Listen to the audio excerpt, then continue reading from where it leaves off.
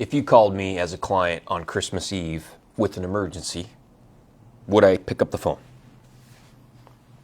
It depends on who you are. I have about a half a dozen regular repeat clients here at Redefined Horizons. If they called me at midnight on Christmas Eve, I would answer the phone. If they had an emergency and needed me on a job site on Christmas Day, I would be there. I would call and beg my workers because they love me. A couple of them would be on that job site with me for a good client. But if you're a hedge fund from New York City and you found my number online and you call me on Christmas Eve because you're trying to close a deal before New Year's and I don't know who you are and I know I'll never hear from you again, I'm probably not going to take your phone call, and I'm not going to spend goodwill with my team to take care of your emergency because there's not a long-term relationship there, right? You're a transactional client. I want to talk in this video about two types of client relationships. I want to talk about the transactional client and the long-term repeat client, and then explain why it's in your interest, if you're in the real estate or land development professions, why it's in your interest to develop long-term relationships with your consultants. Okay, so it's not just surveyors, it's commercial appraisers, it's private land use planners, it's environmental consultants, it's architects, it's civil engineers. So all of those professional consultants that help you do what it is you do. I often see institutions or organizations in real estate and land development and infrastructure too. They treat their consultants like a low bid commodity, and this is a real problem. This is especially a problem with land surveyors. And so I want to explain why that can bring you some short-term benefits, and you can have some cost savings there in the short term, but why really in the long term you're probably losing a lot more there than you realize when that's your approach to hiring a consultant team. So you think about that transactional client when they call me, and this happens a few times a year. I don't know, half a dozen times a year. I'll get a call. It's usually from some kind of real estate investment fund in a major metro area. You know, it's New York or Miami or Houston, and they've got some kind of deal here locally that they're trying to close. You know, they're buying a car dealership or a shopping center or even a shopping mall. You know, sometimes it's a farm. We do a lot of ag here in Central California. And I had one of these deals where somebody was buying 4,000 acres of almonds. And I get this call from somebody I've never met. I don't know who they are. And they call and they want to know three things. They want to know how fast can I do the survey? You know, how cheap I can be. And if I can, you know, if I can be cheaper than the other guy they just called. And that's kind of how the phone call. And I've been doing this now long enough, you know, over 20 years. Like I already know when this person gets on the phone with me, I already know how the conversation is going to go. And that person at that institution, they don't care about my reputation. They don't care about my training or my credentials. They don't care about the capabilities that my team has. They don't care about the way I approach complex problems. They only care about how fast can I get it done, and am I willing to undercut the surveyor down the road by 5%. That's all they care about. So the reality is they will hire any surveyor that calls them back that is willing to be the lowest price. And so they don't discriminate based on capability or qualifications at all. They're selecting based on the cheapest price. And to make matters even worse, I know I'm never going to see them again. You know, the likelihood that they'll have another deal in my neck of the woods is pretty slim. And I know even if they did, even if they worked on more than one transaction or project in my area, that they're always going to select on low bid. Now, here's what happens for a company like mine: we don't offer services on low bid. I mean, I tell people all the time when they call here, I'm not the cheapest. You will find somebody cheaper. Now, I already know that. Why do I know that? Because I don't cut corners here. My team doesn't cut corners. We are careful. We provide quality and fast delivery, and we actually execute. We deliver what we promise we're going to deliver. You can find somebody that will beat our price by 20 or 30%, and you most of the time will get what you pay for. I respect your right as a client to hire that other surveying company. But I know from the gate that I'm never going to be able to run an honest business that provides quality service and be the cheapest. Those things are incompatible, almost always. And there are some situations where we can be less expensive because the way we approach a project, or because we've already done some work in the area, or there may be some other things that allow us to do that. But it's not the primary way that we win work. It's just not. Now, I'm not saying I never do work for a transactional client. A few times a year, we end up doing work for a transactional client. It's usually an Alta survey, which is a special kind of survey. And it's usually because we can do it in 10 days or 15 days, and they can't find anybody else at any price that will deliver in that time frame. So we do occasionally do that work. I'm not saying that we don't ever do it. But when I go into a relationship like that with a transactional client, I go in eyes wide open. They know what they're getting. I know what I'm getting. I know I have to price it to make a profit because I'm never going to see these people again. They know it's transactional. I know it's transactional, and I'm just honest about that. Okay? Now let's contrast that with a long-term client. Okay, so a long-term client, maybe they're a real estate investment fund, but they're local, they're regional, right? So they have an office maybe in Sacramento or over in Fremont or Oakland. So they've got a local presence. They believe that local knowledge is important. They maintain relationships with their consultants. Maybe they've worked with the same group of consultants for 10 years or 20 years or 30 years. So there's some institutional relationships there, right? There's people that know and trust one another. So they have a civil engineer that they work with regularly. They have a commercial appraiser that they trust. They've got a land surveyor that they trust that helps them solve tricky problems. And I'm not saying they're exclusive. Maybe they have 2 or 3 appraisers that they work with. Maybe they have a couple civil engineering companies that they like to give work to. Maybe they have 2 or 3 land surveyors. Maybe they work with one surveyor on the boundary surveying and the entitlement, and they work with another surveyor on the construction layout and the as-builts. That's okay. I'm not saying the relationship has to be exclusive, but the key is it's a relationship. It's not a one-time transaction. They see the value in that, and they bring repeat work to those consultants. Okay, so why does this make a difference? Why do consultants like myself treat those kinds of clients differently? Why will I answer a Christmas Eve phone call at midnight for that kind of client, but not a transactional client? It's not charity. It's actually very rational behavior. In other words, it's logical, right? So I'm going to explain that. Most professional consultants will bend over backwards for repeat clients. We will do backflips for good repeat clients. I got a client of ours, his name's Jim.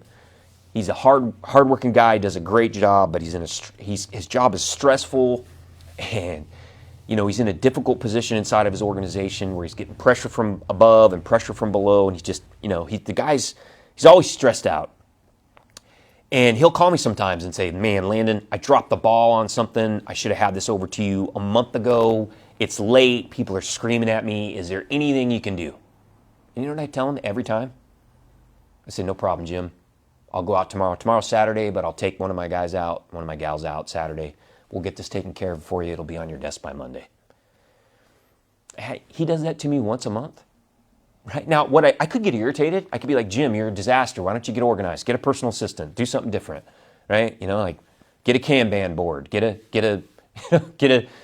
peg board. Do something. Buy a calendar. Do something. Like, nah. I understand. He's overwhelmed. He's got too much to do. He's a good guy. He's a good client. He brings us hundreds of thousands of dollars worth of work every year. He pays his bills. He doesn't complain about his invoices. He shows appreciation for what we do. That guy calls with a fire drill. We are taking care of it for him. Okay, but that's logical because when I have a long-term client, I know there's future value in that relationship that I haven't captured yet. I don't want to put that future value at risk. I know next year Jim is going to bring me a huge amount of work, and I don't want to mess that up. And so I'm actually acting in a way that's self-centered. Right now, I like to tell myself that I'm noble and admirable and I'm just a good human being. And I hope some of that's true. But I also have a financial incentive there to take care of good repeat clients. And I'm not bashful about that. I'm just being honest about it. Right? I part of the reason I take care of good repeat clients is because I understand there's future value in that relationship, right? And it's also about trust and mutual respect and appreciation for the work that the client has already brought me. I want to pretend those things aren't important. They are important. But it's also the knowledge that there's an ongoing relationship there. Once you understand that principle, you can begin to understand a huge amount of the interaction that happens between clients and their professional consultants. And a huge amount of what governs those interactions is this a transactional, one-sided, selfish relationship, or is it a long-term relationship where both parties in the relationship understand they have more to gain in the long run by working together than they do by capturing some short-term value? Right? So that's the key principle. So I'm going to give you some actual examples that have happened here recently. So we have a long-term client. This just happened last week. Long-term client called us. It's a local government agency that we do a lot of work with. We've worked with them for the last 2 or 3 years. We got an on and on call contract with them, and the contract manager is a great lady. She's good at her job. She takes pride in her work. She's a good steward of taxpayer money, which, believe it or not, we actually respect that. She's good to work with. She's reasonable. Now, she irritates me sometimes. I think sometimes we irritate her, partly just because we're doing difficult, complex work over a long period of time, and some other, there's rough spots. But I know she values our relationship, and I respect her, and we don't want to ruin that relationship. It's an important relationship for us. So she called me last week, and she said, "Hey, I got a problem. I want to know if you can help me." So we had done a survey for him, and in one part of this survey, we found some problems. So there was what we call double monumentation, created a boundary, some cloud on the title, and there was a little bit of the boundary dispute. But we had a good relationship with the landowner. We shook his hand and met him and talked to him a bunch, and he liked us. And the decision was made at the time by the project team that they weren't going to deal with this issue immediately. This was about a year ago. They said, "Hey, we're going to come back later when we've got some more bandwidth, and we'll deal with this." So the contract manager called me. She said, "Hey, do you remember that situation, with Davey up on Silver Creek?" I'm like, "Yeah, I remember." She's like, "Hey, that's coming back up. She says the public agency, the county wants to get back out with a law enforcement officer and meet with the landowner and talk a little bit about this dispute and how it could potentially be resolved."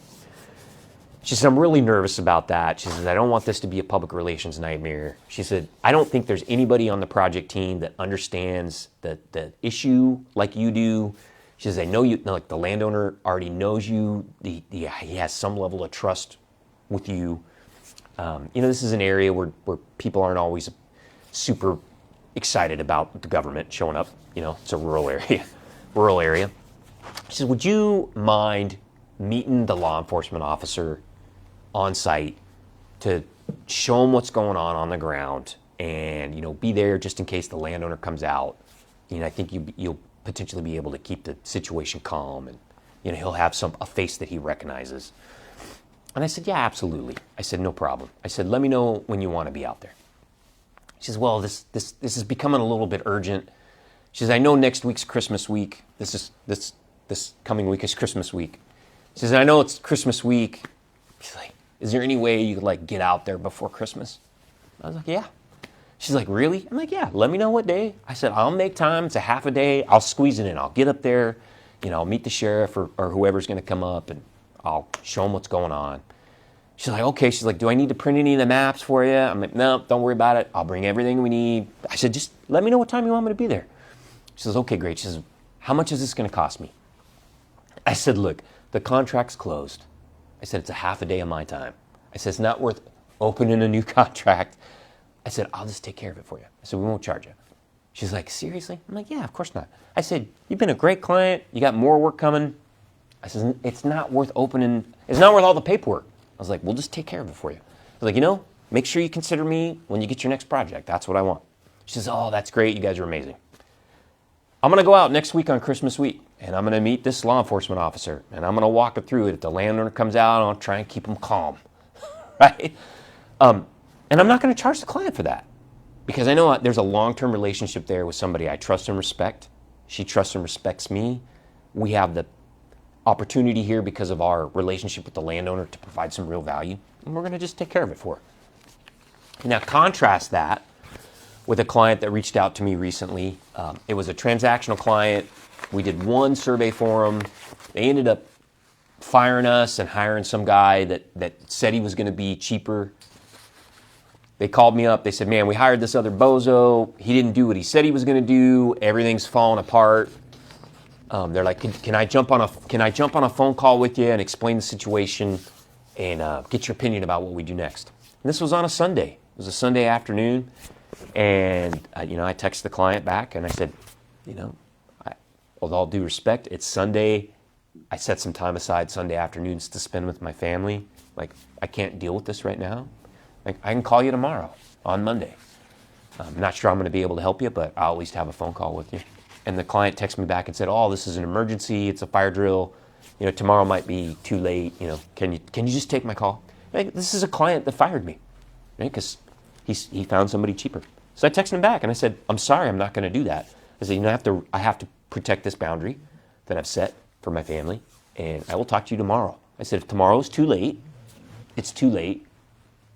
I have to draw a line here. I'm going to draw a line here. And the former client said, okay, I understand, call me tomorrow as soon as you can. Now look, if that would have been Jim, I'd have answered the phone on Sunday. I'd have told my wife and my nieces, nephews, I'm sorry. I know I'm not supposed to do this on Sunday, but this is a really important client. Give me 20 minutes, I'll come right back. And I'd have stepped outside and took the phone call. I'm not going to do that for a transactional client. I'm not going to cash those chips in with my wife and my family for a client that is transactional. Just not going to do it.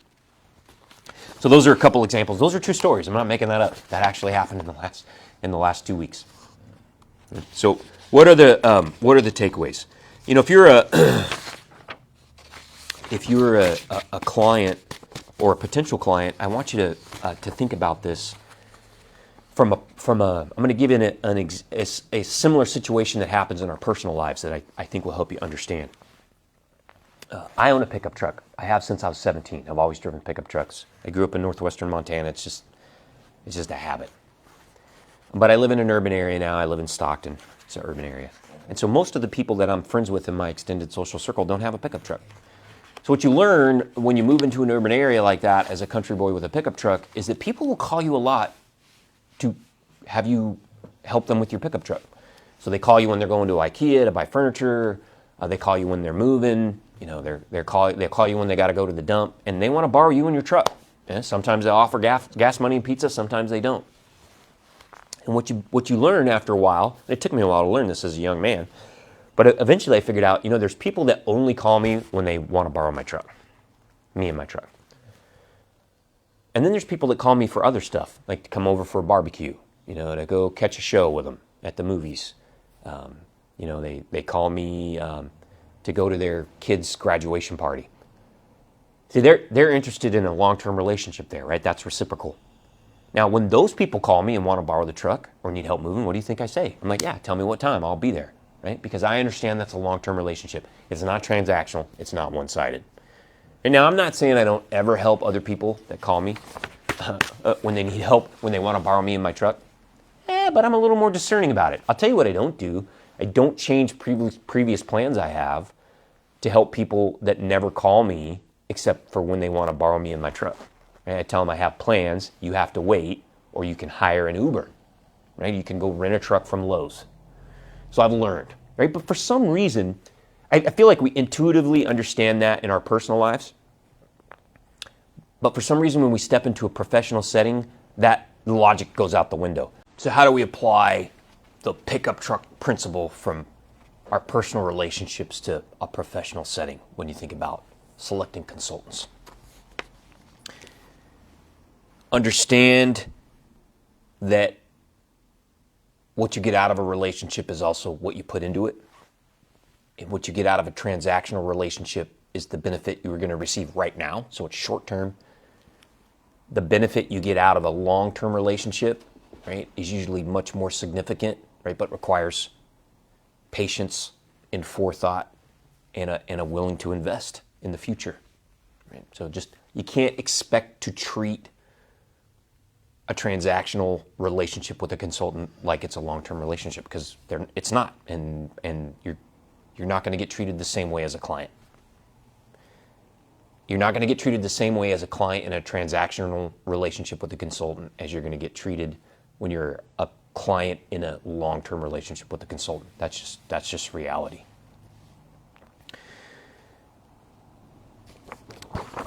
What are you leaving on the table if you operate as a client who always selects your consultants, based on low price on a transactional basis instead of on a trust basis? What are you leaving on the table? Here's what long-term clients get. They get a consultant that picks up the phone midnight on Christmas Eve. They get problems handled before they become a full-blown crisis. They get honest advice even when it's not what they want to hear. They get a consultant that knows their organization, their projects, and their preferences. They get a consultant that understands their job stress and the fact that they're a single mom with 2 teenagers and they're going to night school to get their business degree. You get a transactional consultant doesn't understand those things. They get institutional knowledge about you and your organization that doesn't have to reset with every single project. Right? What do transactional clients get from their consultants? They get standard service at standard rates. They get no flexibility when surprises happen. They get, starting from scratch on every project. And they get a good price, good in air quotes. They get a cheap price, let me say that. They get a cheap price on this project, right? On this service, this time. That's what they get. So they're trading, monetary value now for all kinds of other value in the future. And so the whole point of this conversation is to just be honest about that trade. I'm not telling you not to make the trade. If you want to run your organization and extract all the value in a consultant relationship right now on this transaction, you can do that. Do I think it's the best way to do business? No, I think it's an especially foolish way to do business in real estate and infrastructure, which tends to be complicated and high risk. I think it's a foolish way to do business in that arena. So that reciprocity that you get in a long-term relationship with a client and a consultant, that's the lubricant. See, that trust and familiarity is the lubricant that gets things done smoothly, right? It gets projects executed. It handles problems on Christmas Eve, right? It gets a land surveyor out, on Christmas week to make sure that the landowner doesn't shoot the law enforcement official. Like, what's that worth? Like, avoiding that headline in the local newspaper. Put a monetary value on that. To wrap up, if you work for a land title company, a bank, a land developer, a city, a county, a utility company, a special district, an institutional landowner like a hospital or a college, here's my advice. Stop hiring consultants on a low bid transactional basis. Build relationships instead. You don't got to give all your work to one consultant. That creates its own set of problems. Talk about that in a different video. But you can pick a set of trusted consultants that you rotate your work through, and then you can invest in those relationships, right? Treat your consultants as real people you can trust, right? Treat them like you want to be treated. Don't just extract value from them. Don't be that person that only calls somebody when they need to borrow a truck. What you're going to find if you do that is those consultants that you've invested in they're going to do backflips from you, right? They'll pick the phone up at midnight on Christmas Eve. They'll go talk to the irate landowner. They'll help you avoid a problem before it actually happens. They'll meet you on a job site, at 6 a.m. That's worth something.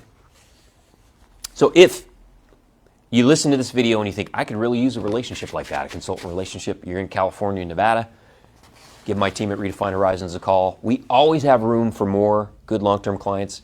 We don't always have room for transactional clients. That wasn't in my outline, but it's something else I thought of. If you're a good long-term client, consultants will make room for you, right? I almost always have transactional clients that I can turn down to make room for a good long-term client, and so that's another benefit. If you're not in California or Nevada, if you're in Maine or Florida or Oklahoma or Texas, Nebraska, find a good land surveyor, find a good private land planner, find a good civil engineer, a good title officer, build a relationship with them. You won't regret it.